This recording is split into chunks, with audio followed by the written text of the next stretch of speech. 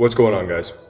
One of the things that we come across when we are training, when we are drilling, is the need for progressive levels of, let's say, chaos in our drilling.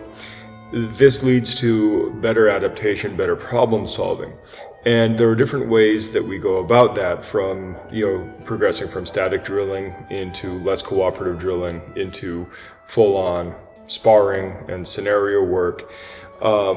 But there are terms that get thrown around, and I want to clear these terms up so that we're not necessarily using them incorrectly. Now again, I tend to get nitpicky and pedantic about these things because I think that clear, honest communication is necessary.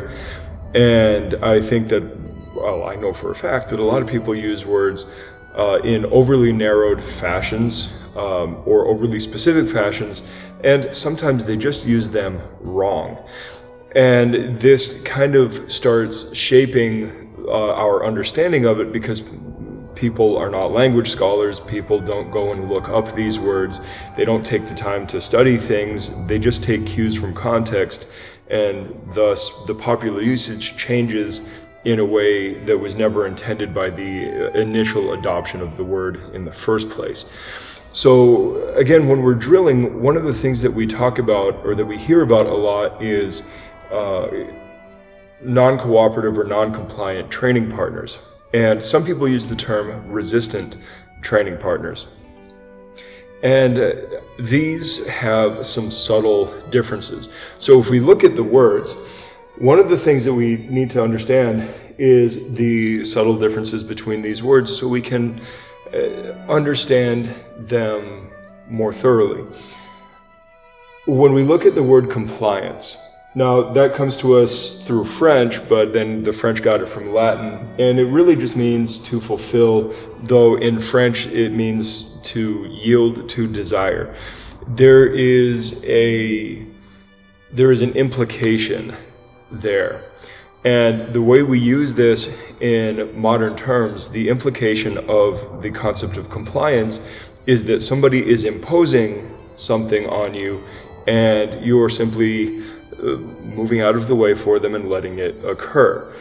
And that is not exactly what we want out of drilling. So the idea of compliance really implies a bit of an element of imposition or force there. Now, you could interpret that as, well, fighting techniques are generally imposing. So, when we're training, we are actually forcing our training partners to comply.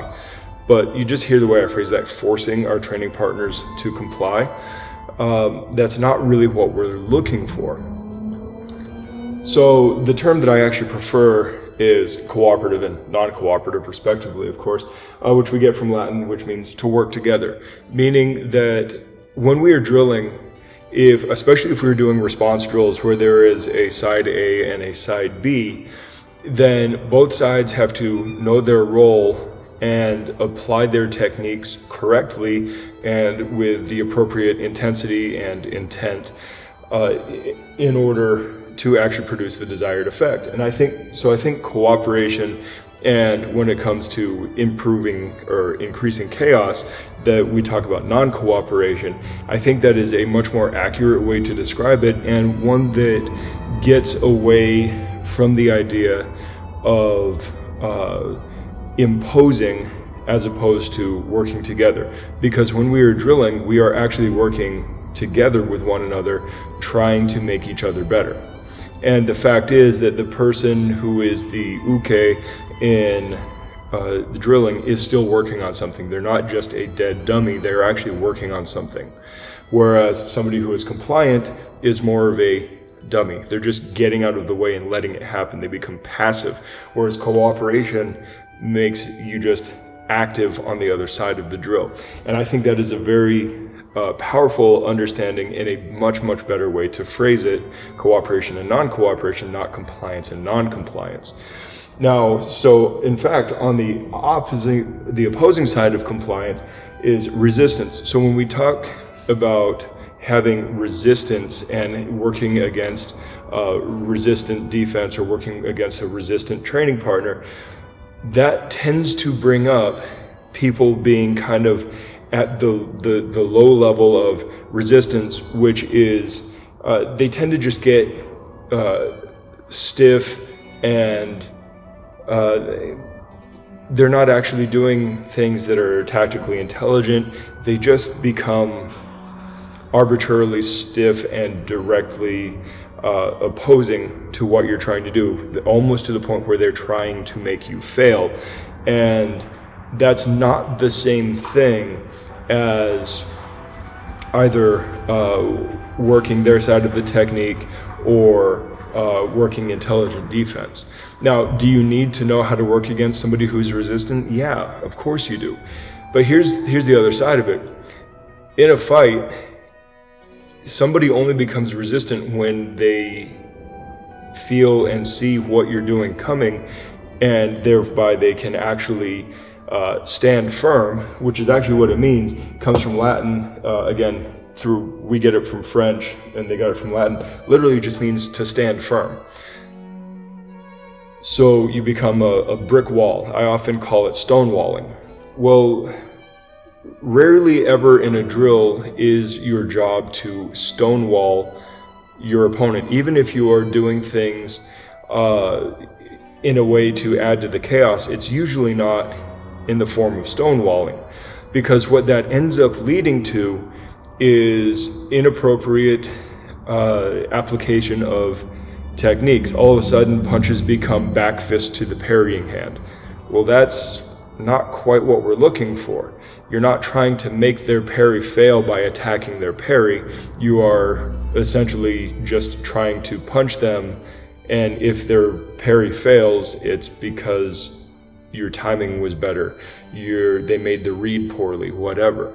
But it's not by directly attacking their parry. So we have to be careful with these things.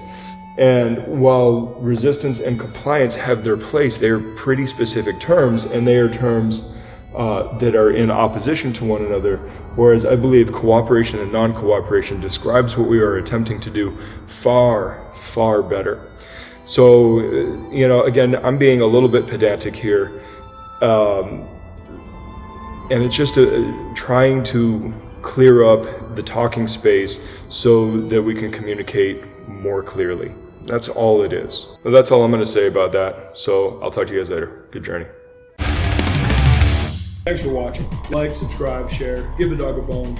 You can follow us on our other social media accounts, and if you really like us, you can head over to Amazon and buy a shirt. You can also go over to Gumroad and purchase some of our instructional courses. All of the links will be provided and also on our website. If you happen to be in the Phoenix area, we would love to meet you.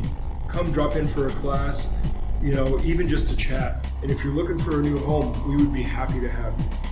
So until next time, good journey.